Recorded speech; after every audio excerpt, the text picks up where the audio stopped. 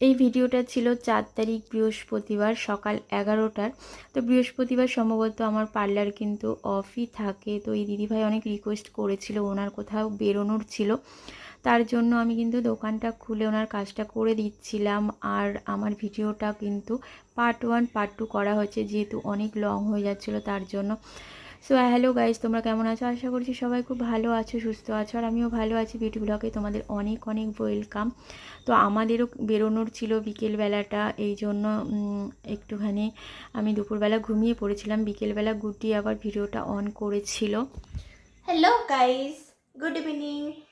তো আজকে ব্লগটা আমি শুরু করলাম। আজকে একজনের স্পেশাল ডে আছে, কিন্তু সে কিছু জানে না। তো তাকে রেডি করাবো এখন। চলো, আমাদের ড্রেস এসছে, হয়েছে আমাকে ফার্স্ট রেডি করাবে। একজনের রেড আর একজনের ব্লু, একই রকম শাড়ি কিন্তু দুজনা দু কালার আলাদা। আর শাড়িটা জানো তো কি, মানে পাল্টাপাল্টি হয়ে গেছে, এটা ওদিকে আর এটা এদিকে। আমরা দুজনকে পাল্টাপাল্টি করে করবো। আর কোথায় ঘুরতে যাচ্ছি না যাচ্ছি সবটাই তোমাদের সঙ্গে শেয়ার করবো। আরো সারপ্রাইজ ওয়েট করছে, সো দেখতে থাকো সবাই। তো চলো আগে ওকে রেডি করিয়ে দিই, শাড়িটা পরিয়ে দিই। ও নিজেই রেডি হবে, বাট শাড়িটাও পরতে পারে না, তো শাড়িটা একটু ওকে পরিয়ে দিচ্ছি। চলো।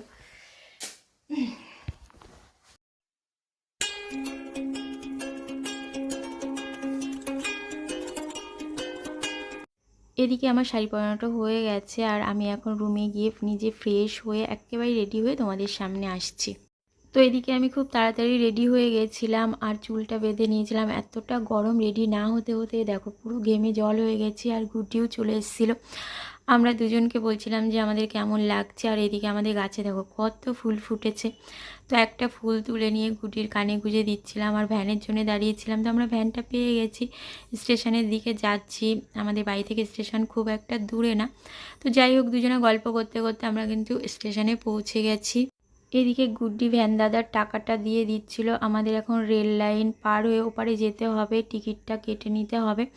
আর আমরা বলছিলাম যে রিটার্ন টিকিটটা কেটে নেব, তাহলে আসার সময় আর ঝামেলা হবে না। তো আমাদের এই স্টেশনের এই মাথা থেকে ও মাথা এই গরমের মধ্যে হেঁটে যেতে হবে, কারণ টিকিট কাউন্টারটা অনেকটাই দূরে, কিছু করার নেই, এখন হাঁটতেই হবে টিকিটটা কাটার জন্য।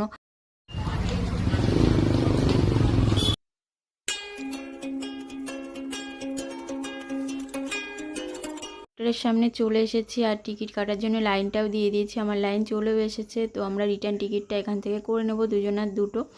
তো আমার টিকিট কাটা হয়ে গেছে। টিকিট।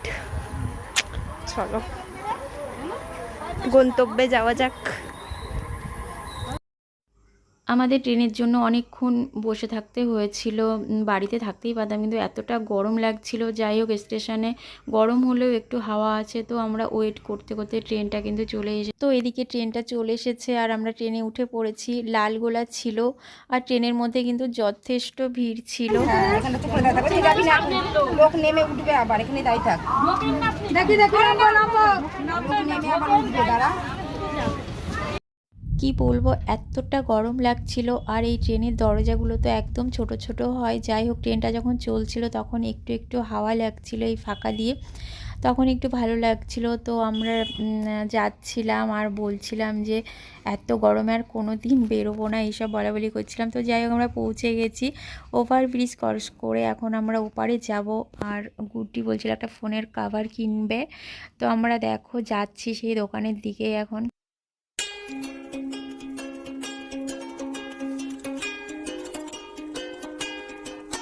আমরা ফোনের কভারের দোকানে চলে এসেছি, আর গুড্ডি দেখছিল, ওর পছন্দ হচ্ছিল না, যেগুলো চাইছিল সেগুলো এই দাদার দোকানে ছিল না। তারপরে আমরা ওখান থেকে বেরিয়ে আমাদের কিন্তু টোটো ধরতে হবে, আর যেখানে যাব সেখানে কিন্তু টোটোতে করেই যেতে হবে। তো আমরা হেঁটে যাচ্ছি, এখন টোটোতে উঠে পড়েছি। টোটোতে উঠে এখান থেকে কিন্তু বেশ খানিকটাই দূরে, 20 টাকা করে ভাড়া নেয়। আর এদিকে ঘেমে গেছি, আর বলছিলাম দেখ কি অবস্থা আমাদের মুখ চোখের।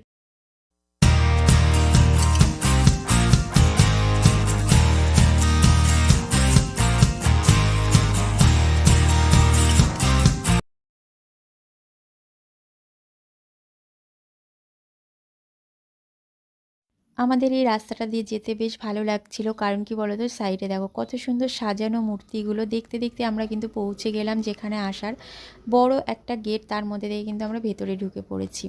আর ভেতরে ঢুকে দেখো কত দোকান আর এত সুন্দর সাজানো। এখানে কিন্তু আমি আগেও একবার এসেছি, জানি তোমরা অনেকেই এখানে এসেছো, ঘুরে গেছো। সামনেই কিন্তু গঙ্গা আছে।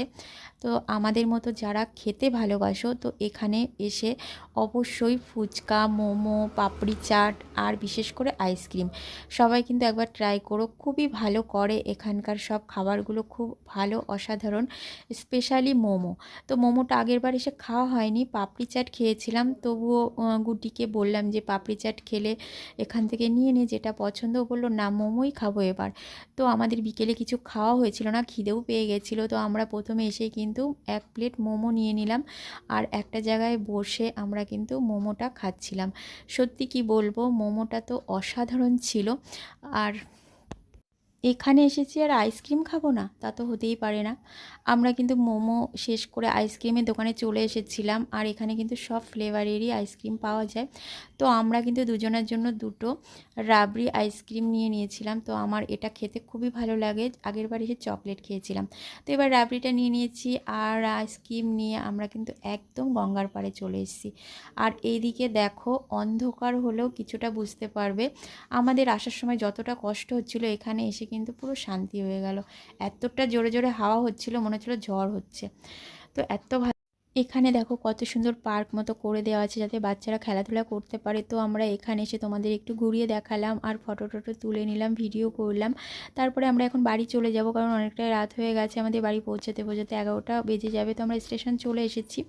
আর এখানে এসে আমরা একটা গোলুর জন্য রোল নিয়ে নেব, আর গুটি বলছিল চাউমিন খাবে। তো চাউমিন ভাবছিলাম বাড়ির জন্যও নিয়ে নেব একটু, আর কাকুটা বললো চাউমিন শেষ হয়ে গেছে, কিছু করার নেই। তো আমরা ট্রেনের জন্য ওয়েট করছি। ট্রেনের খবর হয়ে গেছে। তো ট্রেনের মধ্যে একদমই ভিড় ছিল না, পুরো ফাঁকা, আর হাওয়াও হচ্ছিল, ভালোই লাগছিল। তো আমাদের ট্রেন থেকে নেমে কিন্তু টুকটাক কাজ আছে, সেগুলোই মেটাতে হবে। তো ভিডিওটা আর লং করব না, নেক্সট পার্ট 2তে তোমরা দেখতে পাবে। তো আজকের ভিডিওটা এখানেই এন্ড করলাম, টাটা।